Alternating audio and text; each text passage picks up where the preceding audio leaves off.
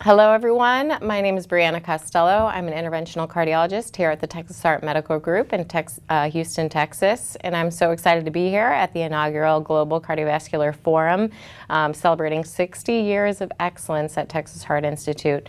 I'd like to thank Dr. Rogers, the President and CEO of Texas Heart Institute, as well as Baylor St. Luke's and Baylor, for all collaborating with us here. This is awesome, and I'm excited to talk about one thing that I'm very passionate about, and that's heart disease in women. So here, heart diseases in women, what we know and what we need to do. Just for a fun starter, there is a picture of a heart, anatomy version heart, male heart, female heart. While this is meant to be a little comical, males' hearts generally are a little bit bigger than females, but the point is we both have a heart. They both have the same disease processes, albeit at different times. I want to dig in and talk about how women are affected by cardiovascular disease. So what we know, heart disease is the leading cause of death in American women. More women die than men of heart disease every single year. That is a shocking stat for some people. Nearly 43 women are currently living with or at risk for some sort of CV disease, and more than 8 million women are currently living with heart disease and know it. 292,188 women die annually from heart disease. That's 4 times more than breast cancer and more than all cancers combined. And this stat is even a little older, so this is probably upwards in the 300s. Women, we know this from study after study, that women are less likely to receive treatment according to cardiovascular disease prevention guidelines, as well as treatment guidelines. In the interventional world, this is another thing that I'm very interested in, and women unfortunately are treated less aggressively or inadequately many times, and we need to start addressing these things. So CVD, cardiovascular disease, is a woman's disease. 1 in 31 deaths in women are due to breast cancer. 1 in 3 deaths are due to heart disease. 1 death per minute among women due to cardiovascular disease, and only about 20% of women know that heart disease is the #1 killer, which is one of our passions here, even at the Texas Heart Institute in the Women's Heart Center, is to kind of promote women's knowledge and make them aware of this disease. So just a brief overview, what are the types of cardiovascular disease? Of course, we all know coronary artery disease, there's cardiomyopathies, hypertension, cholesterol issues, heart failure, arrhythmias, valve disease, peripheral artery disease, and congenital heart disease. But these diseases affect both men and women, and we really, unfortunately, in the South are pretty plagued by heart disease, in particular coronary artery disease and PAD. So here, rates of death by state, you can see the dark is not as bad. So cardiovascular disease deaths here in the South were much higher than perhaps in the West and the North and the Midwest. Stroke death, of course, kind of parallels this and is much higher in the South. So let's just break it down by sex. So cause of death by sex, as you can see, cardiovascular disease for men and women is the leading cause of death. 30.9 and 30.3 of men and women respectively die because of heart disease. So obviously this is something that we're all very passionate about. So mortality trends, back in about 2010, you can see we kind of hit a low. So we hit a nadir in our cardiovascular disease mortality trends, which was exciting. And you can hypothesize, or you can surmise, that all of this was back in the late 90s, early 2000s. There was smoking. Rates dropped, statins were pretty widely used, we're making a lot of advances in medicine and lifestyle. But as you can see, in about 2010, this starts to tick upwards. Again, certainly the obesity epidemic, diabetes epidemic has kind of caught up with us, I think, and we're back on the uptick. Fortunately, women's mortality from heart disease is actually staying lower than men's, so that's a big improvement. As you can see, women's mortality from heart disease was significantly higher than men for a long time because women were treated differently. Nonetheless, we're back on the rise, but it was good to see an improvement there in the empowering movement to get women motivated to take care of their heart. So what's the breakdown in cardiovascular disease deaths? Like, why is it happening for women? So you can see the majority of it is coronary heart disease, so heart disease of the arteries in the heart. So, heart attacks, atherosclerosis, etc. Followed shortly thereafter, 49% of coronary disease and 16% from stroke. So stroke is another big focus for us here, especially for men and women. So what risk factors, the whole point of this is what can we do to prevent heart disease and prevent, coronary disease, heart failure, et cetera. So what we have to know is what are the risk factors for that? And of course, men and women both, hypertension is a huge one. As you can see, by about the age of 55 to 64, nearly half of patients will have hypertension. A lot of people are shocked to see that. And then, of course, as you see, as the ages move on up, by the age of more than 75, females have a 80% chance. So I say if you've made it to about 80 and you don't have high blood pressure, you are a lucky human. So again, knowing these risk factors, knowing to screen patients appropriately and at the right age is super important. African Americans, both men and women, are in particular a very important group to focus for blood pressure. African Americans have higher blood pressure at earlier ages. And certainly women, this is a huge portion of the population that perhaps, focusing at an earlier age in their mid-30s, late 30s, 40s, we really have to be on top of screening for hypertension. You can see there at the age 40 to 49 group, at least 30% of African American women will have hypertension. And the problem with this is it often goes unnoticed, undiagnosed, untreated.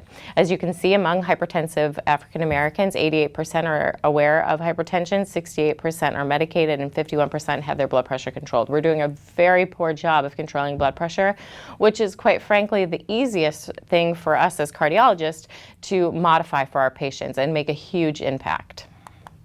So what about the incidence of myocardial infarcts or heart attacks classified by age, gender, and ethnicity? Unfortunately, as with hypertension, African American men and women both have the highest risk of heart attacks or, coronary events. And of course, this likely parallels with the fact that blood pressure is earlier onset, less well controlled, but we certainly have to focus on this sooner than later for all patients, but in particular African Americans with hypertension. Stroke risk, comparing men and women, of course, or the prevalence of stroke, certainly as we get older, that risk goes up. But you can see women's risk of stroke in the age 40 to 59 is even a bit higher than men's. So perhaps we're missing some screening earlier on for some women. Stroke death, of course, for males versus females in different ethnicities. You can see here the stroke risk for African Americans is grossly higher than for any other group. So we really have to focus, and we know that stroke is intimately related to hypertension. So I harp on that one more time, especially for women and men, of course, but we really have to be screening for blood pressure earlier. So let's just recap the risk factors so we can get into some more meat and potatoes of what we are going to do for women. So what are some non-modifiable risk factors for cardiovascular disease? Well, certainly your age. You can't turn back time. Family history. Of course, you can't decide what genes you were born with. So if you're an unfortunate person that has a family history of really high cholesterol or early onset hypertension, you can't change it, but you certainly can address it, as we'll talk later. One thing that I really love to talk with all of my female patients, and they kind of look at me cross-eyed when they come into the office and I ask them about their pregnancies, is their preeclampsia or eclampsia history. This is a huge screening question or screening discussion that I think we miss a lot, because patients who've had preeclampsia or eclampsia are certainly at higher risk for cardiovascular events later in life, and that meaning 2 to 3 times the risk of having a heart cardiovascular disease event. They are definitely at risk for a much higher risk of hypertension, so they need to know that. And of course, establishing that is hard when you have a new mom and they're maybe in their late 20s, early 30s. The last thing they want to hear is they're at higher risk, but we need to be talking about that a little bit more. So what are we going to modify, or what can we do in the office, in the cardiology office, in the primary care office? Of course, cholesterol modification is one of our main focuses. Obesity, of course, we're counseling patients on weight loss, and that's difficult for many people, but we should really be striving for at least exercise, cardiovascular exercise weekly. Diabetes, hypertension, of course, and smoking. So what are some disparities in cardiovascular disease that we see due to perhaps these risk factors being different? So African-American women have a 48.3% established CVD in the population. They have the highest CVD mortality rate. Interestingly, Hispanic women, 32.5% have an established cardiovascular disease, but interestingly, the lowest cardiovascular disease mortality. It's unclear exactly why this is, but nonetheless, we need to focus and try to, modify risk factors in both groups aggressively. In Hispanic women, very high degree of diabetes, starting at an early age, high blood pressure, of course, and cholesterol, which just kind of goes with metabolic syndrome that is seen in the Hispanic population. So African-American women in heart disease, certainly, as I can't repeat enough, hypertension is huge for them, but also obesity. 53.9% are obese and 73.1% are overweight or obese in the population. Physical inactivity is certainly reported to be high among patients reporting. High blood pressure, of course, and diet with a relatively higher salt intake, sodium intake. 40% of African-American women over the age of 20 have high blood pressure. That's huge. So, that's a huge proportion of our population, of course, again, that we need to be very screening early. All right. So Hispanic-American women in heart disease, they're also slightly higher risk for heart disease than Caucasians. They're less aware of risk factors. Obesity, again, physical inactivity, hypertension, and untreated diabetes or poorly controlled diabetes is huge for this population. They have nearly 2 times higher rate of diabetes than Caucasian women. Among Mexican-American women, 30.7% have cardiovascular disease. Again, 1/3 of that population. It's huge. So what do we do in the office, or what do we need to be doing in the office to kind of counsel patients regarding their risk of having cardiovascular disease ultimately throughout their life? So I think it's an easy discussion to start with about blood pressure, because that's something that patients can do at home, and we can often have them help us screen themselves intermittently at home if they haven't been diagnosed with hypertension yet. They're on their way there. So I like to say, a goal of blood pressure less than 120/80. That is normal. And that is what we know from data from the SPRINT trial and multiple other trials is going to make you live longest with the least amount of strokes and heart attacks. Cholesterol, of course, if you're untreated and your cholesterol is less than 180, you're winning. And then, of course, no smoking history or diabetes is optimal. Non-optimal, I like to focus less on the total cholesterol and more about what their ASCVD risk is in that risk calculator that we use from the ACC. However, focusing on a trend towards less than 200 for untreated total cholesterol, or maybe starting a discussion about treating if it's higher than that, is reasonable. Elevated risk, certainly, if your blood pressure is untreated and you have a diagnosis of hypertension, you are certainly at high risk. So good old versus bad old. Many times it is a choice, and this is just to, really hammer down the fact that many of these things we can modify early in life, meaning in your 40s or your 50s, so that when you make it to 80, and many women make it to their 80s, can live a healthy, happy 80 instead of an inactive, bedbound 80. So it's not a disease that we're powerless over. Counseling for the patient every day: don't smoke, manage your blood sugar. And in saying this, someone needs to be screening patients for blood sugar. So I screen every one of my patients for diabetes when they're a new patient in the office, because guess what? Hearts are related to diabetes, or heart disease is related to diabetes, and it actually changes some of the medication management that I do if you have diabetes. Know your numbers, again, counseling patients on screening themselves for hypertension. Cholesterol via diet versus medical therapy. Family history, huge. If you have a really early onset cardiovascular disease history, you need to discuss this with your provider. I say 150 minutes of activity per week, as the AHA recommends, to decrease risk of heart attacks and strokes. So that's 30 minutes a day, 5 days a week, whatever you want to do, brisk walking, jogging, Zumba. And lose weight. And, losing weight is hard. It's really hard. And there's certainly a large body of evidence that say most patients don't lose weight. But, talking about small changes in life to help, modify weight or at least get some fat off is important for us every day. Smoking, this is a no-brainer. The risk of smoking, the risk to your heart is just huge. So the risk of smoking is 25% higher in women than men, which is a shocking stat. And the risk of stroke is 2 to 4 times that of non-smokers. So if you have a patient, they don't want to have a stroke, this is like number one check mark. So of course, as we've always been told, as we've been since being young kids, don't smoke. Diabetes.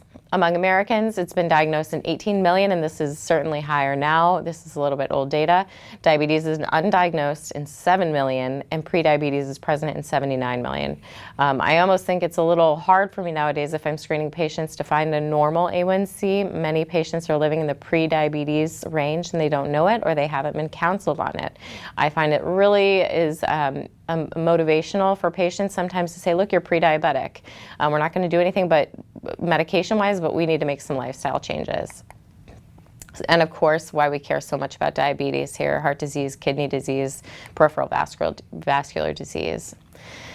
Again, this is just harping on the fact that women certainly are suffering just as much or more than men from diabetes, and we need to focus on this and start to modify, discuss, and manage patients in the cardiology office and in the general office aggressively.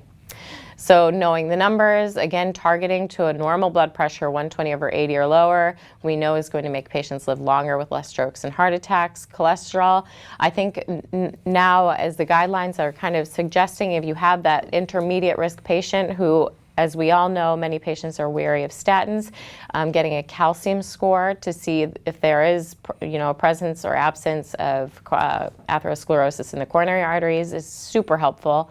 I'm pretty aggressive. Obviously, in the established cardiovascular disease, we're going to target that LDL quite low to less than 70. But even in the patients who are otherwise asymptomatic but have identifiable plaque on a calcium score, driving to at least less than 100. And perhaps if there's a large burden of cardiovascular disease, adding a baby aspirin for a calcium score maybe more than 400 per the guidelines in Europe. Weight and BMI, of course, patients need to know you're overweight, you are obese. Sometimes they don't even realize that they need to shed pounds, and we have to counsel them on why it's important. Again, back to the diabetes, I can't emphasize this enough. Prediabetes is so prevalent, and it certainly will lead to diabetes as patients age if they aren't aware or making changes. 32% of Americans engage in no meaningful physical activity.